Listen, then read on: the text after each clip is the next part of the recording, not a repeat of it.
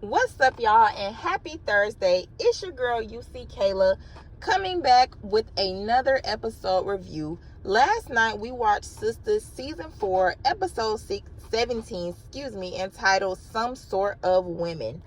So I'm going to do my review. I'm going to make it kind of quick because, again, this one moved a little slow too. So it'll be like last week. We're going to do a scene by scene, but I'm going to get on it and get off of it, y'all. But before we get started, if you have not already, please remember to go ahead and hit that subscribe button. Please remember to like, comment, and share if you like the content. Now, I know you guys are like, where is Kayla? Why don't we see her face? I probably don't care. But I'm doing a voiceover, y'all, because my work schedule has changed. So my episode reviews might start being voiceovers, but when I do my Monday video, I'll try to pop up in and show myself, guys. I'll balance it out, but my work schedule has changed. Your girl is literally in the car making this video, y'all, so I just wanted to let you know. So let's get into it, y'all. Season 4, episode 17, Some Sort of Women. So scene 1, we start at Maurice's apartment with Q and Calvin. Lord have mercy. What everybody was waiting on. And I told y'all on Twitter, follow me on Twitter at @ThatGirlKaylaD. I will accept you. That nothing was gonna happen, and Maurice was being super dramatic. So last night we saw that I was right. They were talking, of course, Q being the creeper that he is, kept trying to convince a drunk Calvin to do something that Calvin wouldn't normally do. But Calvin said, I ain't that drunk, buddy. and he refused. Nothing happened between the two of them. They ended up in Maurice's room. Well, you know what? Kayla, you gotta save that for the next scene. So we'll just stop at that part for scene 1. Calvin was like, nah, bro, go ahead. I'm not gay. I'm trying to get with women, and specifically Sabrina. And he also went into Maurice's bedroom, even though Q was like, hey, that's not your room. But, Calvin was supposed to be so drunk. Whatever. All right, scene number 2, we're with Karen and Aaron. And eventually the sisters are going to come in. So Karen and Aaron, we start the scene off with them getting it on because that's where we left off with them last week. Then the sisters come busting in with the keys they shouldn't have. Y'all already know how I feel about that. That gets on my nerves. But anyway, they come in. Karen, surprisingly, now, y'all, I was wrong. I told y'all if I was wrong, I would tell y'all I was wrong. I thought Karen was going to let them come on in and let Aaron be the one to scurry out embarrassed. But Karen was like, nope, you stay right here. I'm going to go handle this and come back. Obviously, she just wanted to get some. So, yeah, she goes out in the hallway. And the fact that they wouldn't leave and thought that this girl was still going to talk is beyond me. But anyway, she goes out in the hallway and basically doesn't tell them anything. Andy stands there pretending like she don't know. Sabrina and Danny really don't know what happened at the doctor's appointment. And, yeah, she basically is like, I'll call y'all tomorrow. Or we'll talk about it tomorrow. And then she goes back into Aaron. But when she comes back, Aaron is fully dressed. Aaron was like, listen, you don't want me like I want you, and I don't want to play myself, basically. Y'all, we got to see Aaron stand up for himself. So he ends up leaving, and Karen was visibly upset about that because, again, it's not because she loved him so much. She just wanted some. So my opinion on the scene, y'all know, I'm sorry, I ain't even have an opinion for Q and Calvin scene because I don't have one. But my opinion for this scene, basically, Karen got what she deserved. Aaron was totally justified in doing what he did. He shouldn't have never went there with her, but he was weak because he cares for her like that for whatever reason. But yeah, it was good to see Aaron stand up for himself. Like, no, I want you to miss me and think about me like I think about you, not just use me for my body. So you go on ahead, Aaron. You better let her know, honey. All right, scene number 3. Oh, and the sisters, they trifling, and they need to stop doing that. I need all emergency keys to be turned back in because they don't know what an emergency is. Anyway, scene number 3, we with Andy and Robin. And Robin comes into Andy's penthouse. Andy is there waiting on him in her little lingerie. But before they get into it, because they do get into it, y'all, Andy is adamant that she's over Gary, and they're having a conversation that kind of turns into a little conflict.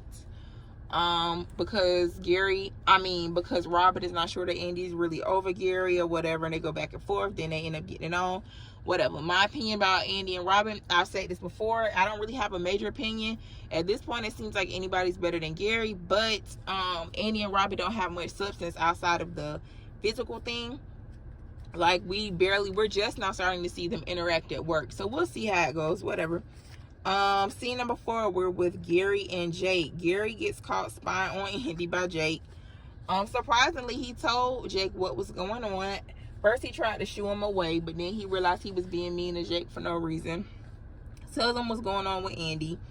And then Scary Gary is on the move. He abruptly leaves, and Jake looks into the telescope, and he infers that he sees what Andy and Robin are doing. I'll leave that to y'all imagination. And my opinion on that, I don't have one. Gary's an idiot, so there you go. I mean, Gary's an idiot. Jake don't ever know what to do with tea anyway, so he done poured him the tea. He don't know. Just like when Jake have information about Zach, Jake is always a day late and $1 short with some information. So there you go. All right, scene number 5, we got Maurice, Calvin, and Q at Maurice's apartment.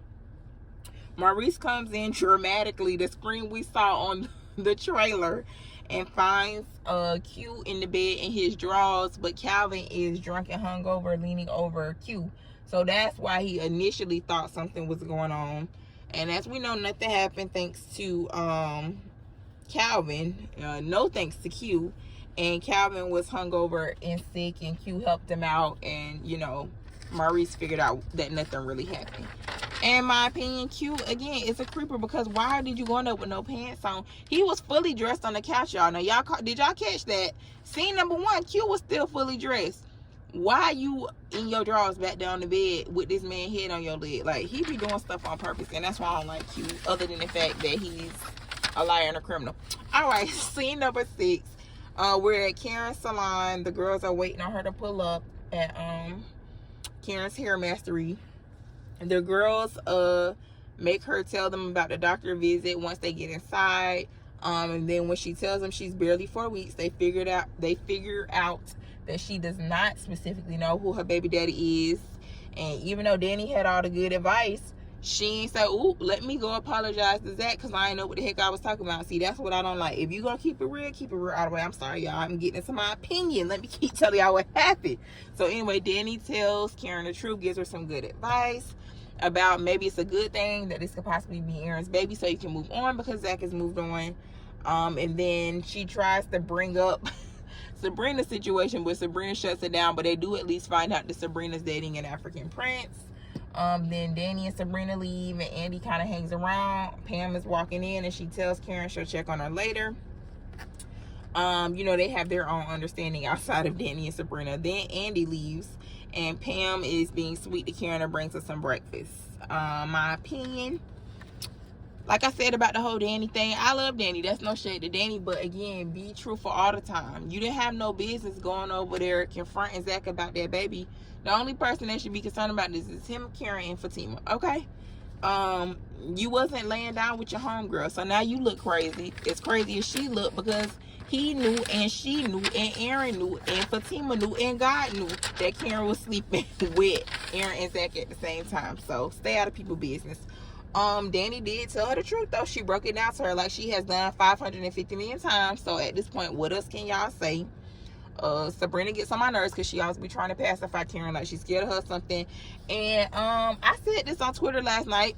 Some people agreed, some people did not. I do not agree with how Andy be acting like she don't know stuff just because she's in front of Danny and Sabrina. Like, I understand it's not her place to tell Karen business, but you can, if those are also supposed to be y'all best friends, and maybe I'm friends with people in a way that's not popular for friends no more, but if we're all best friends, not just Karen is my friends and y'all two heifers off the street we don't know, all 4 of them are supposed to be sisters. Why Andy be knowing stuff and don't at least tell them, I'm gonna let y'all tell Karen? I know, but I'm gonna let y'all tell. That's all she gotta say. She don't have to say it.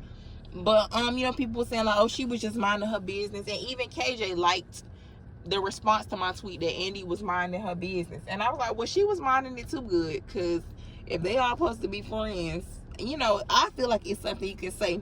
And I love KJ, but that don't change my opinion. Andy be a little, that's a little messy. And if she was the one egging her on to answer the questions. Like, if I was Karen, I'll bust her spot up. Like, why you acting like you don't already know? But I don't know, y'all. Maybe that's just me. I'm not going to go on a rant about that, but that's just my feeling. I don't feel like that's the real friendship as far as between and Karen and Andy versus Sabrina and Danny. They don't be telling each other everything. And then Sabrina, I can't say too much because Sabrina turned around and did the same thing. Danny knows all about your situation, but you don't want Karen and Andy to know. So, like, why are y'all the sisters? Y'all just need to be Karen and Andy over here, Danny and Sabrina over there, and sometimes y'all like to hang out. Because the four of y'all, in my opinion, are not really sisters. But anyway, moving on. Scene 7, we're with Andy and Hayden. Hayden comes into Andy's office and confronts Andy, questioning her about how Fatima got out. Robin comes in and makes Hayden nervous and squirm, acting like he's still acting like he's gay. Robin and Andy talk, and he tells Andy about the visitation that he has for her and Fatima, but he couldn't get Zach out yet. He fills Andy in on part 1 of the revenge on Hayden. So then the partners have the meeting announcing the new owners, which Robin is part of those new owners or partners, I guess. And Hayden is shooketh, and Andy and Robin go back to their office and laugh at Hayden, but also make plans to hook up later. Andy did turn down Robin's invitation to go to New York with him that evening via private jet. But she said they could hook up later. She's too busy when he gets back. My opinion, good. I'm glad somebody is about to start torturing Hayden. He deserves it. Because, Robin not going to put hands on Hayden. He's very smart and powerful. So, it'll be done in a way to really shut him down. And I don't know why Andy be tripping about going places with Robin. Because, like, it's not like she's trying to hold out or anything or wait till marriage. So, girl, just go on a trip. But anyway, that's my opinion. All right, scene number 8 is technically not a certain scene. I just called this the phone call scene, because in this scene we got Andy calling Fatima, telling her they can go visit Zach and she'll meet her there, and Fatima dashes out the door like Sonic the Hedgehog. I mean, that girl, I need to ask Krista if she was on the track team. Baby, she got up out of there. I couldn't even get a good screenshot picture of that scene because Crystal's back was turned by the time my phone could click. But anyway, and then the second part of the scene was another phone call when Hayden called Gary to report to him about Robin, talking about how he owns the firm now. He doesn't think he is who he says he is, but Hayden's still stupid enough to believe that Robin is gay. So there you go. But my opinion on the scene, like I said, Fatima got up out of there, baby. She was getting to her man. I thought that was hilarious.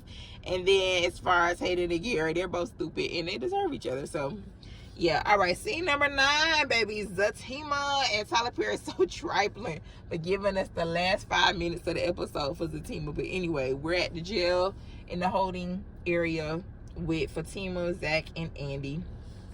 Andy tells, so that Zatima greets each other as they walk in, and obviously they're happy to see each other.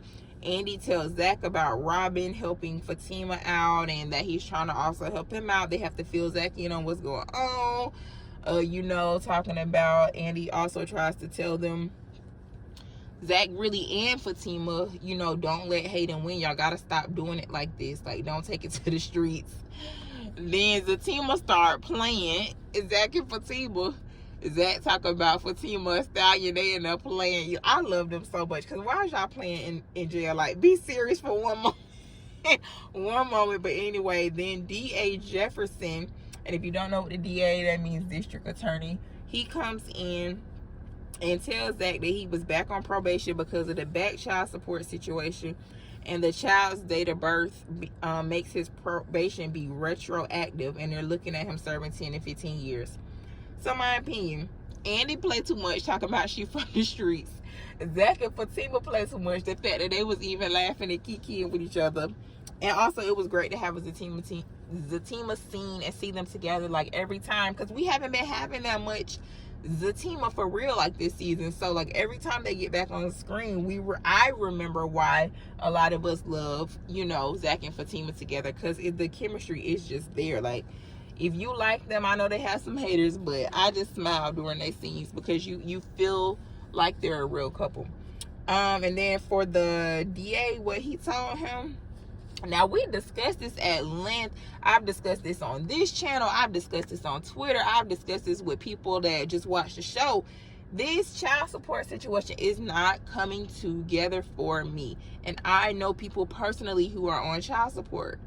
It's not coming all the way together for me. Because how the heck You gonna say now his probation is retroactive because the child is 3? And retroactive meaning he should have been on probation 3 years ago. Like, come on now. We got to make it make sense. Now, I done heard different theories and da-da-da-da-da and da-da-da-da-da. But look up Georgia law because they supposed to be in Atlanta.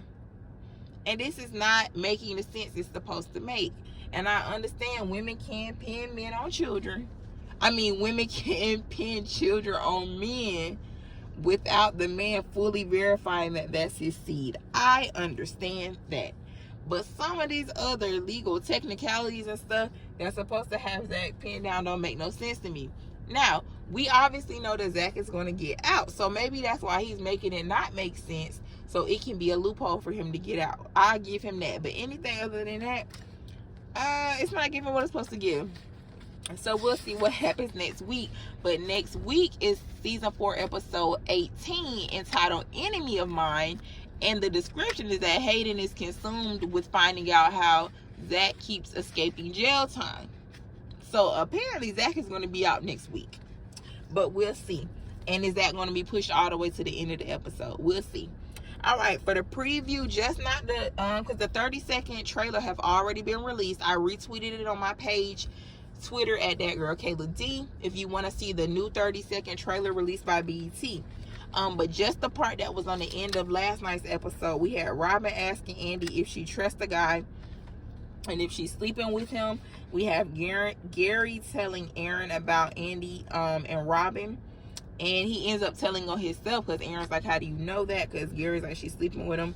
Maurice shows Calvin a picture of him and Q in his bed. And Calvin's looking crazy.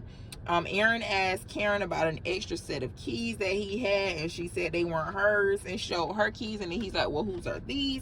And lastly, we have Hayden still stalking and spying on someone that's on a plane. So my opinion, I can't give my opinion on the part about Robin and Andy because I've seen the 30-second trailer and I don't want to tell y'all what's going to happen if you haven't seen that one. As far as Maurice showing Calvin a picture of him and Q, I can't really say. Just watch the 30-second trailer. I don't have an opinion on anything except Karen with the extra set of keys. I believe that those were Zach's keys because y'all remember Zach had an extra set of keys to Karen's apartment. He actually threw them at her head one of the times, the many times that they broke up. And he might have had a spare key to her car. Somebody was saying those are probably Zach's keys. I think I saw somebody say those were Zach's keys. And he had them at the shop when she told him about him being pregnant. But those keys that Zach had to his new car and stuff in his new house, that's not those keys. Those were his keys that he had in his hand because when he came in, he never put them down. And he drove that car home and went into his house after that. So those aren't Zach's keys to his new stuff. They might have been Zach's old set of keys to Karen's place and car or whatever. And that's why she really was looking apprehensive to tell Aaron what they were and who they were. Because here comes Zach up again in their situation. So anyway, y'all, thank y'all for hanging out with me. I noticed the voiceover is not normally how I do it, but I hope you enjoyed it. Please like the comments up. Tell me what y'all thought about this week's episode. What are you looking forward to for next week? And I will be back Monday with a hot topic video, y'all. I'm going to continue to bring the content. And if you haven't, don't forget to subscribe. I hope y'all have an amazing rest of your week and weekend. And I'll see you guys on Monday. Thanks, y'all. Bye.